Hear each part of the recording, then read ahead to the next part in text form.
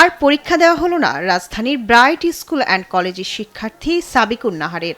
সহপাঠীদের অভিযোগ ২০ মে বিকেলে স্কুলের পরীক্ষার হলে একটি ক্ষুদ্র ঘটনাকে কেন্দ্র করে অভিভাবক ডেকে এনে তাকে অপমান করা হয়। প্রতিষ্ঠানটির শিক্ষার্থী ও অভিভাবকদের অভিযোগ, স্কুল কর্তৃপক্ষের এমন অপমানের কারণে আত্মহত্যা করেছে সাবিকুন। বৃহস্পতিবার সকালে ক্লাস বর্জনের ডাক দিয়ে ঘটনার সুষ্ঠু বিচার দাবিতে মানববন্ধনের উদ্যোগ নেয় শিক্ষার্থীরা। তবে সেখানেও বাধা দেন প্রতিষ্ঠানটির চেয়ারম্যান মাসুদ হাসান লিটন। কঠোরভাবে বাচ্চাদেরকে পানিশমেন্ট দেয়, এগুলো আসলে ঠিক না। এখনকার যুগে এগুলো করা উচিত না। আমার মেয়েকে আমি আজকে 4 মাস হলো স্কুল থেকে নিয়ে গেছি শুধু বাধ্য হয়ে, যে এরকম টর্চার আমার মেয়ে লুট নিতে পারতেছে না। আমি চিন্তা করছি আমার মেয়ের জীবন আগে, তারপর হচ্ছে লেখাপড়া। শুধু এই একটি ঘটনাই নয়, শিক্ষার্থীদের অভিযোগ দীর্ঘদিন ধরেই প্রতিষ্ঠানটির চেয়ারম্যান ও কয়েকজন শিক্ষক মিলে শিক্ষার্থীদের ওপর শারীরিক ও মানসিক নির্যাতন চালিয়ে আসছিলেন।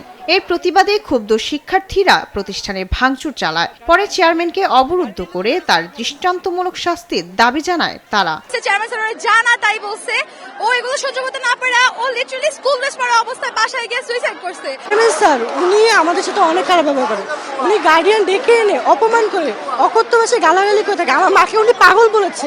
লিটন স্যার আমাদের প্রতি অত্যাচার করছেন এবং আমরা তার বিচার চাই। এদিকে প্রতিষ্ঠানের চেয়ারম্যানকে পুলিশ উদ্ধার করতে গেলে শিক্ষার্থীদের সঙ্গে সংঘর্ষ বাধে। এতে উভয় পক্ষের কয়েকজন আহত হয়েছে। তাকে দীর্ঘ সময় আটক করে অবরুদ্ধ করে রাখে।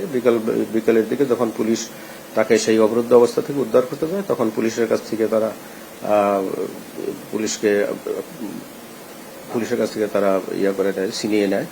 তারপরে পুলিশ আবার তাদের কাছ থেকে উদ্ধার করতে গেলে তাদের মধ্যে একটা সংঘর্ষময় অবস্থা তৈরি হয়। পরবর্তীতে আইন শৃঙ্খলা রক্ষাকারী বাহিনীর সদস্যরা মাসুদ হাসান লিটনকে সেখান থেকে বের করে নিয়ে আসে।